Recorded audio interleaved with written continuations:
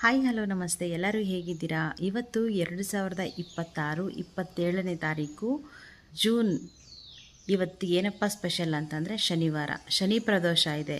ಜೀವನದಲ್ಲಿ ಬರುವಂಥ ಎಷ್ಟೋ ಕಷ್ಟಗಳನ್ನು ನಿವಾರಣೆ ಮಾಡಿಕೊಳ್ಳುವಂಥ ದಿನ, ಕಷ್ಟಗಳಿಗೆ ಉತ್ತರವನ್ನು ಹುಡುಕುವಂಥ ದಿನ ಅಂತಲೇ ಹೇಳ್ಬೋದು. ಈ ಶನಿವಾರ ಶನಿ ಪ್ರದೋಷ ಇರೋ ಕಾರಣ ಶನಿ ದೇವರ ಜೊತೆ ಶಿವ ಪಾರ್ವತಿಯರನ್ನು ಪೂಜೆ ಮಾಡಿದರೆ ಅಥವಾ ಆರಾಧಿಸಿದರೆ ಏನೆಲ್ಲ ಫಲಗಳು ಸಿಗುತ್ತೆ.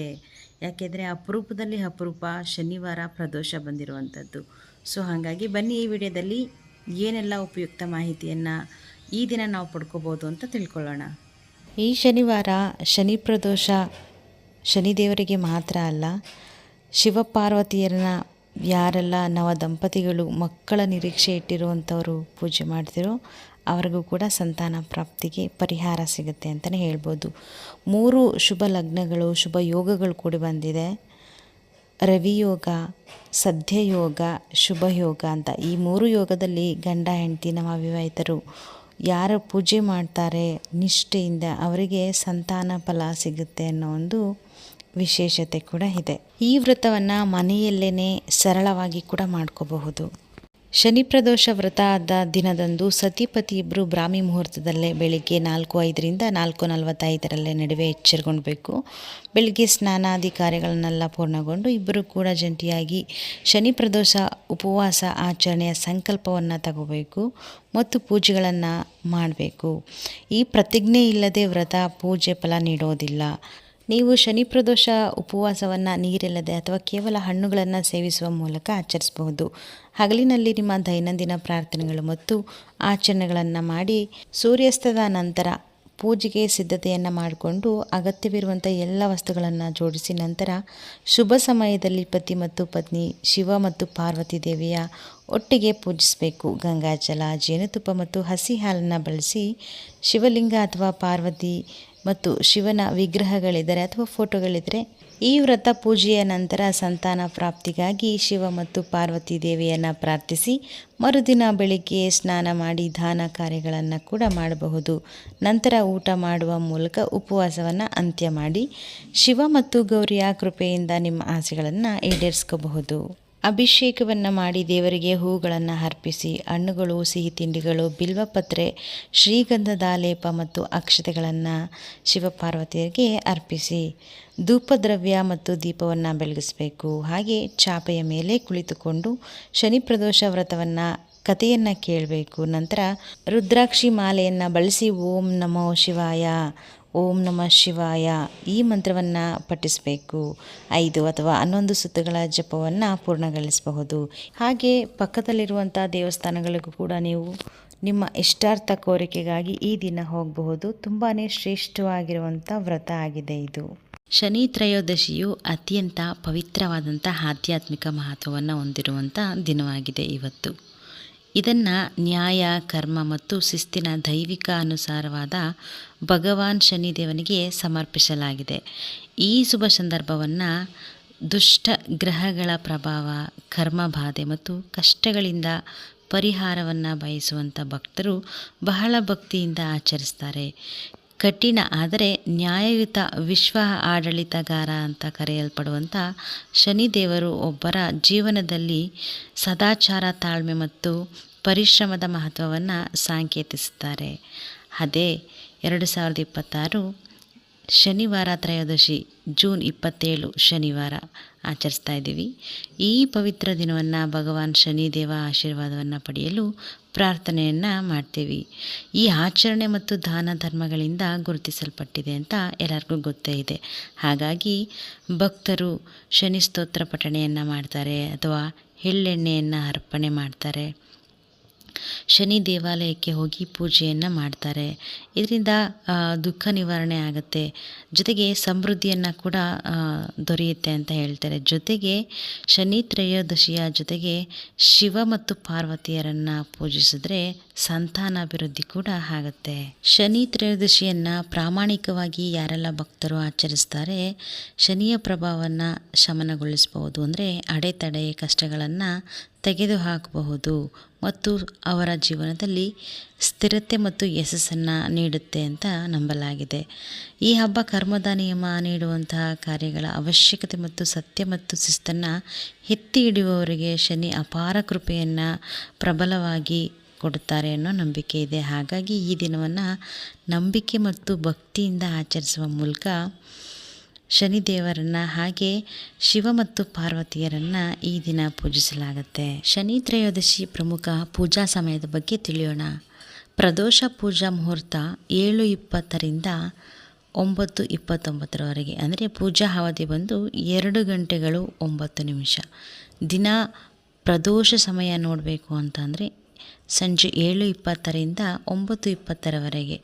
ತ್ರಯೋದಶ ತಿಥಿ ಆರಂಭ ಆಗುವಂಥದ್ದು ಜೂನ್ 26, 2026ರಂದು ರಾತ್ರಿ 10:22ರಂದು. ಹಾಗೆ ತ್ರಯೋದಶಿ ತಿಥಿ ಕೊನೆಗೊಳ್ಳುವುದು ಜೂನ್ 28, 2026ರಂದು 12:43 AM. ಶನಿ ತ್ರಯೋದಶಿಯನ್ನು ಹೇಗೆ ಆಚರಿಸಬೇಕು ಅಂತ ತಿಳಿಯೋಣ. ಈ ದಿನದಂದು ಭಕ್ತರು ಮುಂಜಾನೆ ಎದ್ದು ಪವಿತ್ರ ಸ್ನಾನವನ್ನು ಮಾಡಿ ಶುದ್ಧ ಅಥವಾ ಕಪ್ಪು ಬಣ್ಣದ ಬಟ್ಟೆಗಳನ್ನು ಧರಿಸ್ತಾರೆ. ಯಾಕೆಂದರೆ ಕಪ್ಪು ಬಣ್ಣವು ಭಗವಾನ್ ಶನಿದೇವನಿಗೆ ಸಂಬಂಧ ಹೊಂದಿದೆ ಅಂತ ಹೇಳ್ತಾರೆ. ಹಾಗಾಗಿ ಶನಿ ದೇವಾಲಯಗಳು ಅಥವಾ ನವಗ್ರಹ ದೇವಾಲಯಗಳಿಗೆ ಭೇಟಿ ನೀಡುವಂಥದ್ದು ಅತ್ಯಂತ ಶುಭ ಅಂತ ಪರಿಗಣಿಸಲಾಗಿದೆ. ಭಕ್ತರು ದೇವರಿಗೆ ಎಳ್ಳು, ಸಾಸಿವೆ ಎಣ್ಣೆ, ಕಪ್ಪು ಉದ್ದಿನ ಬೇಳೆ ಮತ್ತು ನೀಲಿ ಹೂಗಳನ್ನು ಅರ್ಪಿಸ್ತಾರೆ. ಯಾಕೆಂದರೆ ಇವು ದೇವರಿಗೆ ಪವಿತ್ರವಾಗಿದೆ, ಶನಿದೇವನಿಗೆ ಪ್ರಿಯವಾಗಿದೆ ಅಂತಲೇ ಹೇಳಬಹುದು. ಎಳ್ಳೆಣ್ಣೆಯಿಂದ ದೀಪ ಹಚ್ಚಿ ಮತ್ತು ಓಂ ಶಂ ಶನೈಶ್ಚರಾಯ ನಮಃ ಅಂತ ಮಂತ್ರಗಳನ್ನು ಪಠಿಸೋದ್ರಿಂದ ಶನಿಯ ದುಷ್ಪರಿಣಾಮಗಳು ಕಡಿಮೆ ಆಗುತ್ತೆ ಅನ್ನೋ ನಂಬಿಕೆ. ಇನ್ನು ಶನಿ ತ್ರಯೋದಶಿಯಂದು ಉಪವಾಸ ವ್ರತ ಆಚರಿಸುವಂಥ ಆಚರಣೆ ಕೂಡ ಪ್ರಮುಖವಾಗಿದೆ. ಈ ತ್ರಯೋದಶಿಯನ್ನು ಕಟ್ಟುನಿಟ್ಟಾಗಿ ಪಾಲಿಸುವಂಥವರು ನೀರನ್ನು ಕೂಡ ಸೇವಿಸದ ಹಾಗೆ ಉಪವಾಸವನ್ನು ಆಚರಿಸ್ತಾರೆ. ಇನ್ನಿತರರು ಹಣ್ಣು, ಹಾಲು ಅಥವಾ ಸಾತ್ವಿಕ ಆಹಾರವನ್ನು ಸೇವಿಸ್ತಾರೆ. ಶನಿ ಚಾಲಿಸವನ್ನು ಹಾಗೆ ಶನಿ ಸ್ತೋತ್ರ ಮತ್ತು ಹನುಮಾನ್ ಚಾಲಿಸವನ್ನು ಓದುತ್ತಾರೆ. ಕಷ್ಟಗಳಿಂದ ರಕ್ಷಣೆ ಪಡೆಯಲು ಸಹಾಯವಾಗುತ್ತದೆ ಅನ್ನೋ ಒಂದು ನಂಬಿಕೆ. ಹಾಗೆ ಹನುಮಂತ ಶನಿ ದೇವರ ಪ್ರತಿಕೂಲ ಪರಿಣಾಮಗಳನ್ನು ಕಡಿಮೆ ಮಾಡುತ್ತಾನೆ ಅಂತ ತುಂಬ ಜನ ನಂಬಿದ್ದಾರೆ. ಹಾಗೆ ಈ ದಿನ ದಾನ ಮತ್ತು ಸೇವಾ ಕಾರ್ಯಗಳನ್ನು ಕೂಡ ಮಾಡ್ತಾರೆ. ಕಪ್ಪು ಎಳ್ಳು, ಸಾಸಿವೆ ಎಣ್ಣೆ, ಕಬ್ಬಿಣ ಅಥವಾ ಛತ್ರಿ, ಕಪ್ಪು ಬಟ್ಟೆಗಳು, ನಿರ್ಗತರಿಗೆ ಆಹಾರವನ್ನು ಕೊಡುವಂಥದ್ದು, ದಾನ ಮಾಡುವಂಥದ್ದು, ಬ್ರಾಹ್ಮಣರಿಗೆ ಹಾಗೆ ಬಡವರಿಗೆ ಆಹಾರವನ್ನು ದಾನ ಮಾಡುವಂಥದ್ದು, ಎಣ್ಣೆಯನ್ನು ದಾನ ಮಾಡುವಂಥದ್ದು, ಕಬ್ಬಿಣವನ್ನು ದಾನ ಮಾಡುವಂಥದ್ದು, ಹೀಗೆ ಅವರವರ ನಂಬಿಕೆಗೆ ಬಿಟ್ಟದ್ದು. ಹಾಗೆ ಪಕ್ಷಿಗಳಿಗೆ, ಅದರಲ್ಲೂ ಕಾಗೆ ಮತ್ತು ನಾಯಿಗಳಿಗೆ, ಹಸುಗಳಿಗೆ ಆಹಾರವನ್ನು ನೀಡುವಂಥದ್ದು ಅತ್ಯಂತ ಪುಣ್ಯ ಅಂತಲೇ ಹೇಳ್ತಾರೆ. ಸಂಜೆ ಸಮಯದಲ್ಲಿ ಎಣ್ಣೆಯಿಂದ ದೀಪವನ್ನು ಬೆಳಗಿಸುವಂಥದ್ದು.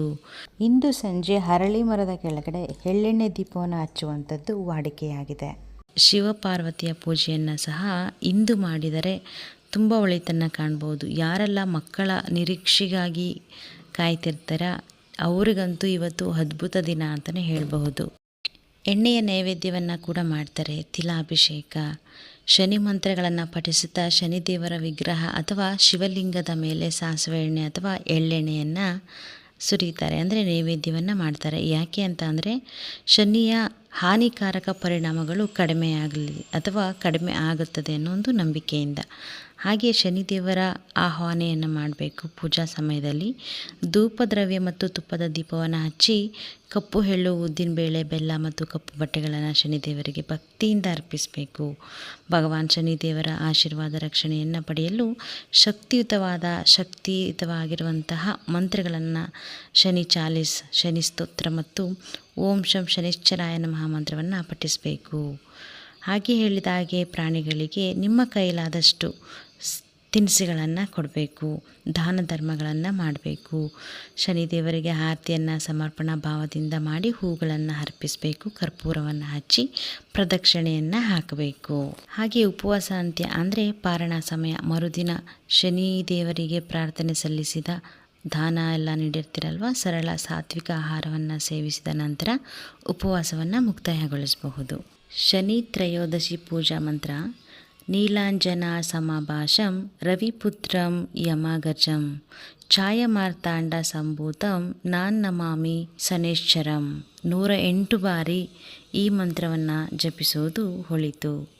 ಇದರ ಅರ್ಥ ಕೂಡ ಹೀಗಿದೆ: ನೀಲಿ ಪರ್ವತದಂತೆ ಅದ್ಭುತವಾಗಿರುವಂಥ ಸೂರ್ಯನ ಅಂದರೆ ಸೂರ್ಯದೇವರು ಅಂತ, ದೈವಿಕ ಪುತ್ರ ಯಮನ, ಮೃತ ದೇವರು ಯಮ ಅಂತ ಗೊತ್ತೇ ಅಲ್ವಾ, ಅವರ ಅಣ್ಣ, ಛಾಯಾ ಮತ್ತು ಮಾರ್ತಾಂಡ ಅಂದರೆ ಸೂರ್ಯರಿಗೆ ಸೇರಿದ ಮತ್ತು ನಿಧಾನವಾಗಿ ಚಲಿಸುವ ಶನಿಗೆ ನಾನು ನಮಸ್ಕರಿಸುತ್ತೇನೆ ಅಂತ ಈ ಮಂತ್ರದ ಅರ್ಥ. ಯಾರು ಮಾಡ್ತಾರೆ ಇದನ್ನೆಲ್ಲ ಪೂಜೆ ಪುನಸ್ಕಾರ ವ್ರತಗಳು ಅಂತ, ನೀವು ನಂಬ್ತಿರೋ ಬಿಡ್ತಿರೋ ಗೊತ್ತಿಲ್ಲ, ಎಂತೆಂಥ ದೇವಾನುದೇವತೆಗಳು, ರಾಜರು, ವ್ಯಾಪಾರಸ್ಥರು ಈ ಶನಿ ತ್ರಯೋದಶಿಯನ್ನು ವ್ರತವನ್ನು ಮಾಡಿ ಅವರ ಜೀವನದಲ್ಲಿ ಯಶಸ್ಸನ್ನು ಕಂಡಿದ್ದಾರೆ, ಶ್ರೀಮಂತಿಕೆಯನ್ನು, ನೆಮ್ಮದಿ ಸಮೃದ್ಧಿಯನ್ನು ಕಂಡಿದ್ದಾರೆ.